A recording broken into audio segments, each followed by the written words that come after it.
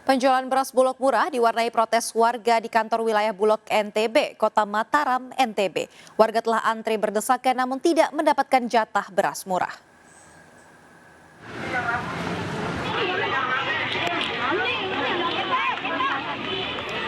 Warga berdatangan menyerbu pasar murah beras Perum Bulog NTB di halaman kantor Bulog Kota Mataram, NTB.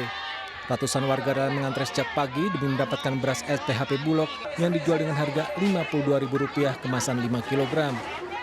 Namun jumlah warga tidak sebanding dengan beras yang disediakan. Akibatnya banyak warga yang kecewa. Bahkan sempat terjadi adu mulut antara warga dan karyawan Bulog. Bulog menyediakan beras SPHP sebanyak 2 ton yang habis hanya dalam waktu 2 jam. Pembelian dibatasi 2 kemasan atau 10 kg beras per orang. Dapat berasnya? Masih nunggu berarti? Masih nunggu. Berapa sekilo di sini per kilo?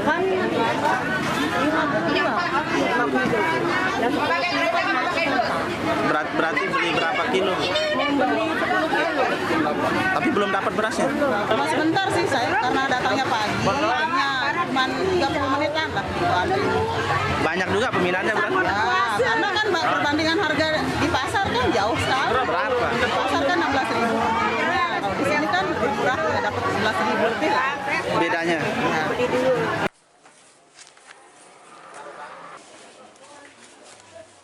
Sementara itu pembagian bantuan pangan beras di Klaten, Jawa Tengah diwarnai peristiwa unik kehadiran seorang superhero. Seorang warga berpakaian superhero ikut antre bantuan pangan beras di Desa Tambakan, Kecamatan Jogonalan, Klaten. Sarijo, warga berpakaian superhero, merupakan salah satu keluarga penerima manfaat atau KPM. Ratusan keluarga penerima bantuan mendapatkan bantuan pangan berupa beras medium sebanyak 10 kg.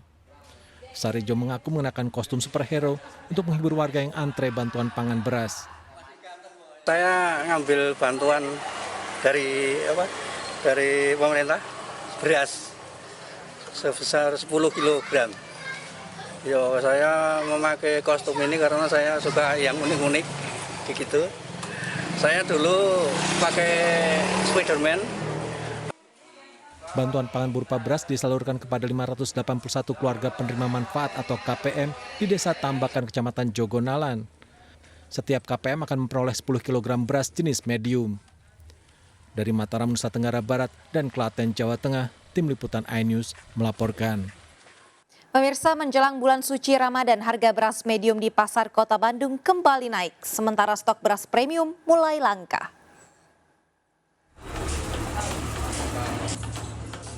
Harga beras di pasar Kosambi, Kota Bandung, Jawa Barat kembali naik. Beras kualitas medium naik harga antara Rp1.000 hingga Rp2.000 per kilogram.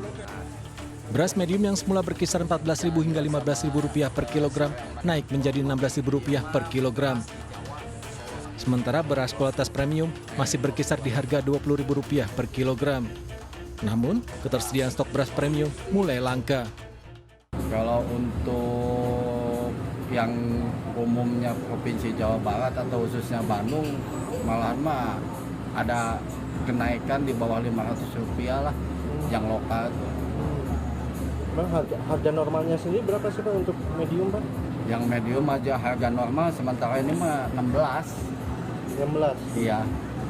Untuk sebelumnya sendiri harganya berapa sih Pak? Ya kisaran 14-15 ribu. Selain beras lokal, beras merah juga mengalami kenaikan cukup tinggi. Harga beras merah semula Rp18.000, kini Rp21.000 per kilogram. Akibat kenaikan harga, para pedagang mengalami penurunan omset penjualan hingga sebesar 30%. Dari Bandung, Jawa Barat, Ervan David, iNews melaporkan. Sebuah gudang finishing PT KHTEX ludes terbakar di Sumedang, Jawa Barat.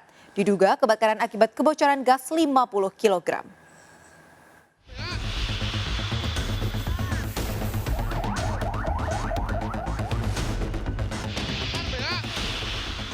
Video amatir ini merekam detik-detik api meluluh lantakan sebuah pabrik PT KHTEX di Jatinangor, Sumedang, Jawa Barat, Kamis siang.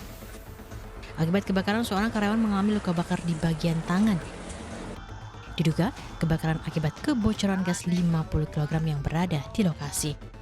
Api kemudian merembet dan membakar sejumlah bahan tekstil dan cairan kimia yang ada di dalam gudang. Adanya mungkin JPB yang terbakar. Oleh karena itu saya nyampaikan pada petugas tolong untuk memakai masker. Dan saya masuk sampai ke tengah lokasi, memang ada 2 titik api yang membakar kain-kain yang masih ada.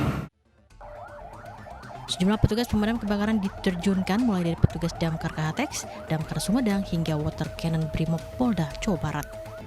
Hingga Kamis sore petugas pemadam kebakaran masih melakukan pendinginan karena masih ada sejumlah titik api yang menyala.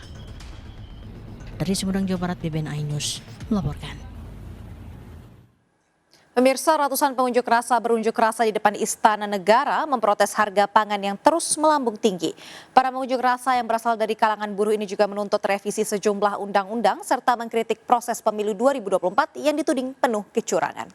Depan benderanya bendera Partai Buruh. Meski hujan deras, ratusan buruh yang tergabung dalam Partai Buruh dan Konfederasi Serikat Pekerja Indonesia tetap bersemangat berunjuk rasa di kawasan depan Istana Negara. Para pengunjuk rasa dari kelompok buruh ini membawa 3 tuntutan, mulai dari menurunkan harga bahan pokok, mencabut Omnibus Law Undang-Undang Cipta Kerja, dan menegakkan pemilu bersih. Pimpinan pengunjuk rasa menyatakan para buruh harus menggelar unjuk rasa karena harga bahan pokok yang melambung ini tidak diikuti dengan kenaikan upah buruh yang memadai. Selain itu, para pengunjuk rasa juga menuding pemilu 2024 penuh dengan kecurangan. Salah satu indikasinya yakni hitung cepat hasil pemilu 2024 melalui aplikasi Sirekap yang tak bisa dipercaya.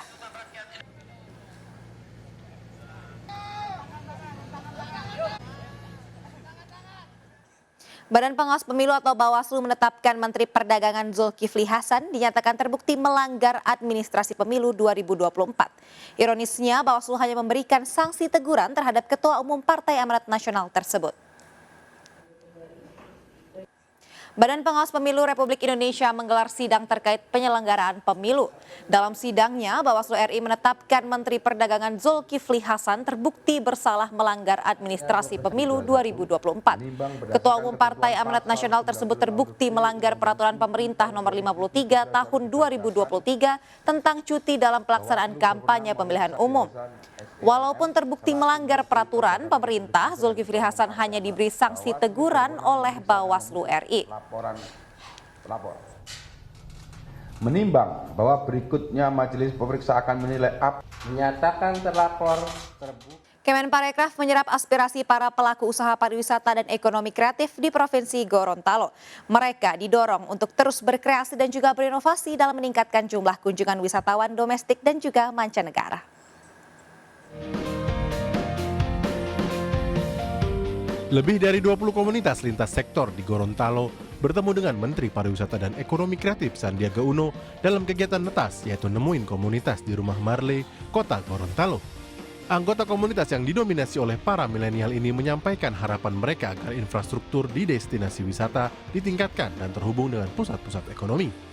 Kita ingin mendengar langsung dari komunitas dan ada lebih dari 20 perwakilan komunitas dari lintas sektor, anak-anak muda, Gen Z, dan milenial, mulai dari peningkatan destinasi, juga bagaimana infrastruktur dibangun sehingga destinasi terhubung dengan pusat-pusat ekonomi. Dalam kunjungan ke Gorontalo, Sandiaga juga meluncurkan Karisma Event Nusantara dan Calendar of Event Gorontalo 2024 di Aula Bank Indonesia Perwakilan Gorontalo. Sandi mendorong pariwisata dan ekonomi kreatif di Gorontalo untuk bergerak cepat bersama dan garap semua potensi agar ekonomi bertumbuh dan lapangan pekerjaan terbuka lebar. Dari Gorontalo, Faradila Alim, iNews melaporkan.